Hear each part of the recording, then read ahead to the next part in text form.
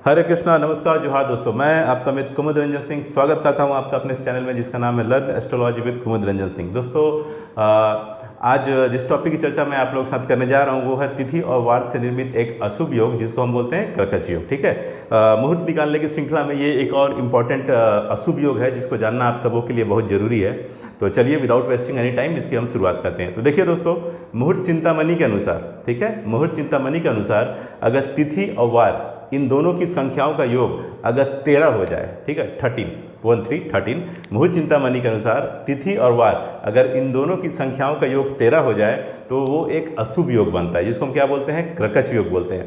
कर्कच योग दोस्तों mainly consider किया जाता है यात्रा के क्रम में। ठीक है, अगर कर्कच योग बन रहा है तो आप किसी भी कीमत पर यात्रा को त्याग दें। ठीक है, यात्रा के क्रम में आपको किसी भी कीमत पे कर्कच योग में आपको यात्रा नहीं करनी है। ठीक है, तो मेनली इसको कंसीडर किया जाता है कब, तो कहीं जब यात्रा करना हो, किसी शुभ कार्य के लिए यात्रा करनी हो तो उस समय कर्कच योग को कंसीडर किया जाता है। तो देखिए इसके बारे में मैं डिटेल में आप लोगों को बताने जा रहा हूँ। तो देखिए इसमें तिथि और वार की संख्याओं को हम लेते कैसे हैं। तो देखिए वार जो हो गया, जैसे वार हो गया रविवार, सोमवार, मंगलवार, बुधवार, बृहस्पतिवार, शुक्रवार और शनिवार। तो वार में हम क्या करते हैं कि जो नंबरिंग करते हैं, जो संख्या देते हैं वो कंसीडर करते हैं रविवार से। ठीक है, तो जैसे रविवार को मैंने 1 नंबर दिया, सोमवार को 2, मंगलवार को 3, बुधवार को 4, बृहस्पतिवार को 5, शुक्रवार को 6 और शनिवार को 7। इस तरीके से वार का क्रम हो गया, वारों की संख्या हो गई। ठीक है, तिथि की संख्या कैसे होती है, तो तिथि की संख्या को कंसीडर किया जाता है प्रतिपदा से। जैसे प्रतिपदा यानी प्रथमा को 1 नंबर, द्वितीया को 2 नंबर, तृतीया को 3 नंबर, चतुर्थी को 4 नंबर। इस तरीके से हम क्या करते हैं,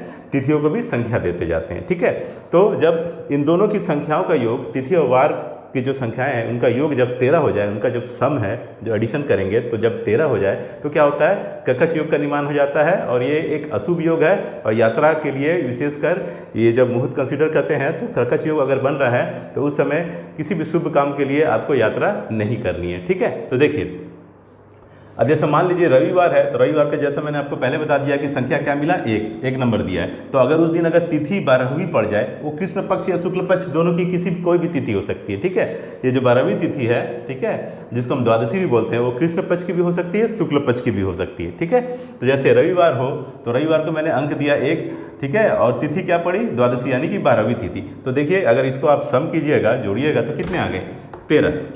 तो ये क्या हो गया दोस्तों, कर्कच योग बन गया। तो ये क्या हो गया, एक अशुभ योग हो गया, यात्रा नहीं करनी, किसी भी शुभ कार्य के लिए आपको यात्रा नहीं करनी है। ठीक उसी प्रकार से अगर सोमवार है तो सोमवार को मैंने कितना अंक दिया, 2, और तिथि अगर एकादशी है यानी 11वीं तिथि है तो इसका सम कितना हो गया, 11 + 2 11 + 2 मतलब 13। ठीक है, तो ये भी क्या हो गया दोस्तों, कर्कच योग का निर्माण हो गया।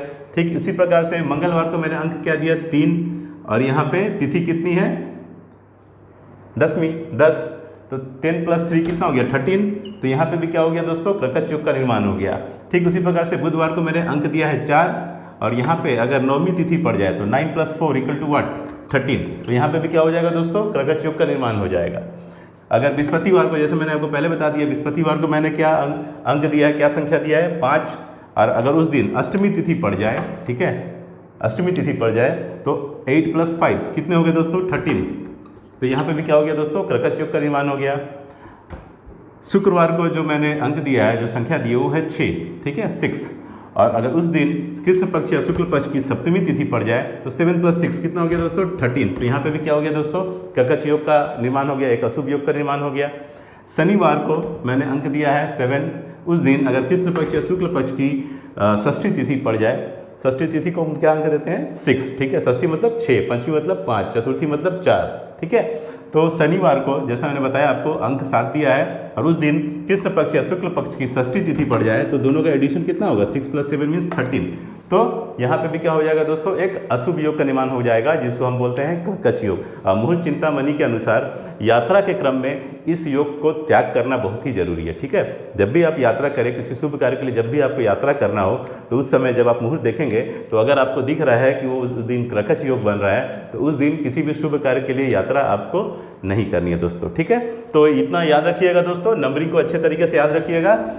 नंबरिंग जब आप स्टार्ट कीजिएगा, अंक जब संख्या जब आप देना चालू कीजिएगा वार के लिए, ठीक है। तो रविवार से स्टार्ट कीजिएगा, ठीक है।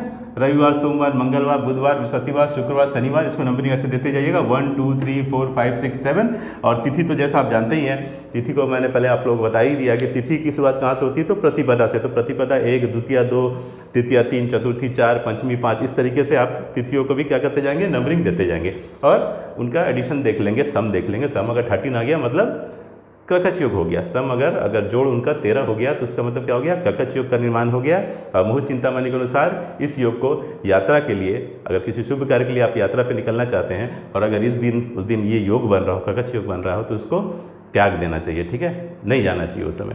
तो चलिए दोस्तों, आज के लिए इतना ही, मिलेंगे नेक्स्ट एपिसोड में। तब तक नमस्कार, जय श्री कृष्णा, जय हिंद।